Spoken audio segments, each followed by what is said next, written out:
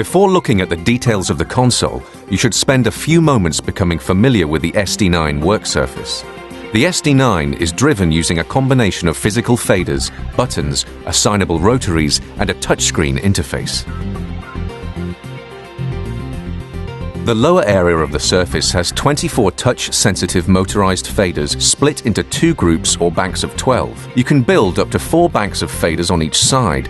The bank select buttons switch between the banks, and pressing and holding a bank switch changes both the left and right sides to the same selection. Working around the surface, starting at the top right, there's a USB socket for saving and loading sessions, the controls for the screen brightness and lit lights, the headphone and talkback section, the solo bus and master level controls.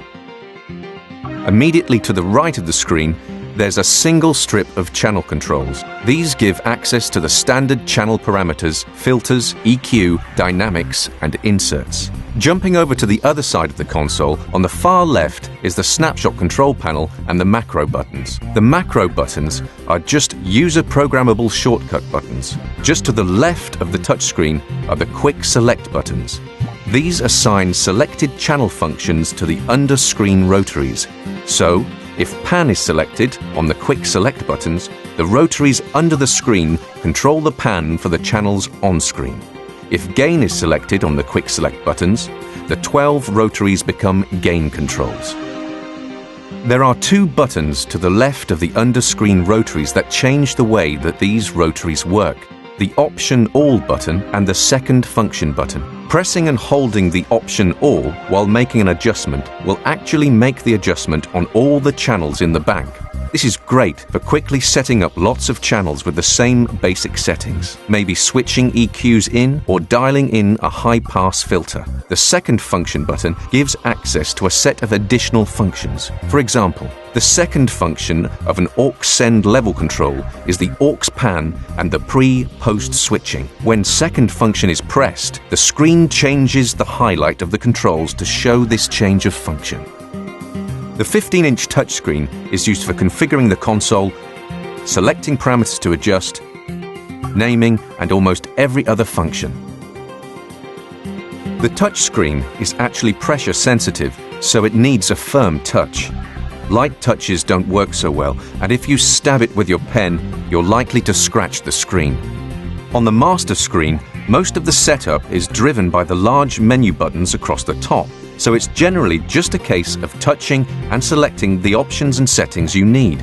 On the channel screens, there are specific areas of the screen to touch. For example, to open the input setup on a channel, you touch the top input area of the screen. To open the EQ or dynamics panel, touch the middle processing area of the screen. Auxes are selected by touching the rows of aux pots. And output setup is accessed by touching the bottom of the screen. As the various elements of the channel are touched, or as quick select buttons are pressed, assignments are made to the rotaries under the screen and to the channel strip to the right of the screen. The screen shows these assignments by surrounding the on-screen controls with a colored ring or halo.